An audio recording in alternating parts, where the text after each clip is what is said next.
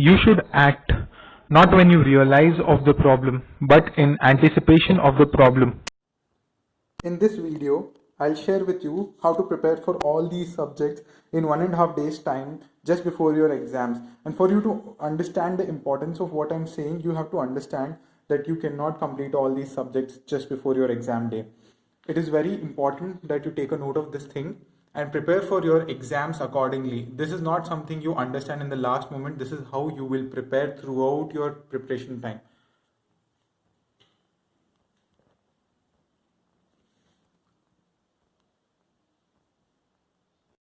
This video is going to be about preparing for all your subjects in 1.5 days during your exam period. The most important thing is for you to note that you're not only preparing the concepts, but you're also keeping the objective of preparing such concepts in 1.5 days time. So your preparation should be aligned to that objective, that you have to finish all that syllabus in 1.5 days time, whatever you're reading. So don't take excess study materials or any extra material, because you'll not be able to complete it before your exam. So I'm going to give you 4 tips and 1 checkpoint for you to take care of in making this preparation. So tip number 1 is bifurcating the questions you're solving. Even if it's a theory question or a practical question, you need to bifurcate them into 3 genres. The 3 genres are as follows. So over here I'm telling you, the first thing is, whatever you solve, if you're able to solve it easily, then you keep in mind that this is something you will not solve 1.5 days before your exam. Normally you will have a preparation time and a revision time. In that case, what you will do is, you will not touch this kind of a question at all. You will mark 2 different questions. You may choose 2 colors for every subject.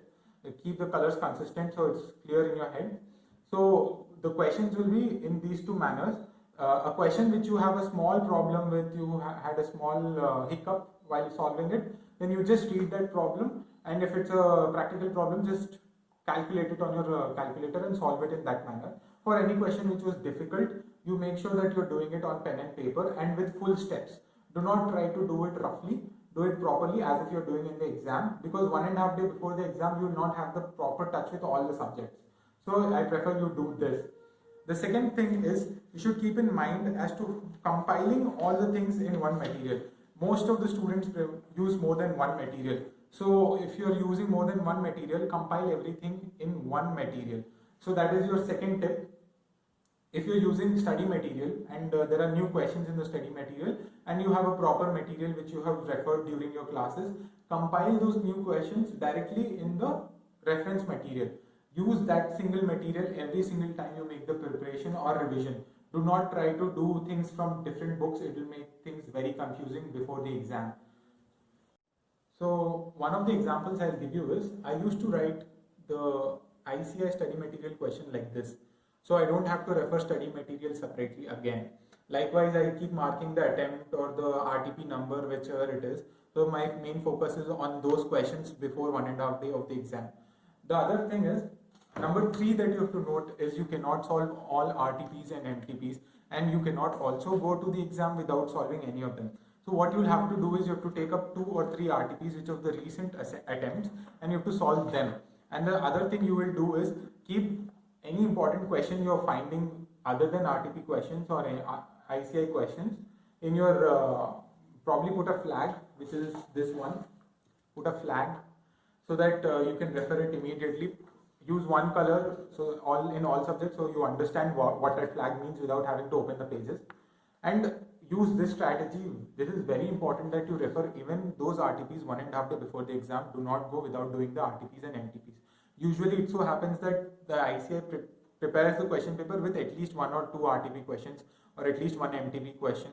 So by God's grace, you might be able to solve 20 marks just by solving any RTP or MTP.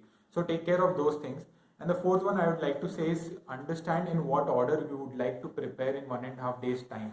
It is very important that you go in a fixed manner. You do not have to go haphazardly or based on your mood. I feel like studying customs, or I feel like studying GST now. Prepare how you will be going in those 1.5 days and how much time you will give for each chapter. Normally people get stuck in chapters like PGBP and MAT. They spend excessive time in that. And when it comes to audit, they spend excessive time in doing the auditing standards and the professional ethics. You have to understand that you are on a time restriction in those 1.5 days. You have to touch all the chapters. One of the most important things people think is that if they skip a chapter during the preparation, they'll be able to do it before the exam, or if they are doing something before exam and during their preparation and skipping it before the exam, they'll be able to solve it in the exam. It will not happen. Whatever you have prepared, you will be able to solve, and whatever you do it 1.5 day before the exam, it is very important you will be able to do that only. If for example you've done FTP during your preparation and you could not do it before the exam day, 1.5 days, you will not be able to solve any of those questions. In fact, you will feel familiar, but none of those questions you will be able to solve in the exam. So understand that you cannot go without preparing a topic and think that you will be able to solve it immediately. And the last thing I'll tell is, normally you have to approach your exam with confidence. And for achieving confidence, you have to have control throughout your preparation. You cannot go in the exam without that confidence. And that confidence comes through control, and control comes through planning. Once you start planning things, you have targets. Once you achieve targets, you feel like you have control on things. You feel like you know things. For the fourth point, I'm also going to give you a chart. The number of hours you will dedicate for each chapter. I have given that in red here. So I'll be showing it to you right now. So it is this one. This chart was used by me.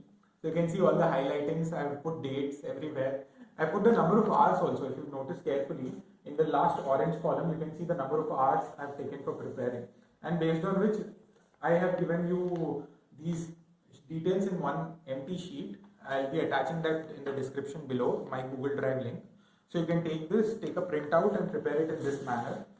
Stick it on your wall. During your preparation, have a control. This is your plan. This is the entire thing which will help you plan things. So take this, take a printout in your free time, stick it on your wall, keep a control on what you're doing. Even if you're skipping chapters, you should understand what is the overview, where you have left, what you have left. Do not try to do extraordinary things before the exam. Everything has to go with the plan only. In this, actually, if you see, one of my bad experiences that I took around 6 or 7 hours before DP exam for just doing PGBP. And that was one of the biggest mistakes I made in my attempt. And I don't want you guys to do that. For things which are that huge, PGBP is the most important chapter for DT. You will obviously have to go through that. But the thing is, what you can do is during your preparation, you can summarize all the adjustments in one paper. It'll help you solve the problems in 2 hours. Decide 10 problems that you have to solve from PGBP chapter and keep all the adjustments in one paper during your preparation itself. One reading of that is more than enough before your exam. So prepare well. If you have any doubts, you can comment below. And the 4 things which I have told you, I'll take a picture of that and I'll put it on the drive, or I will write it in the description so that you can quickly refer it. Again, all the best.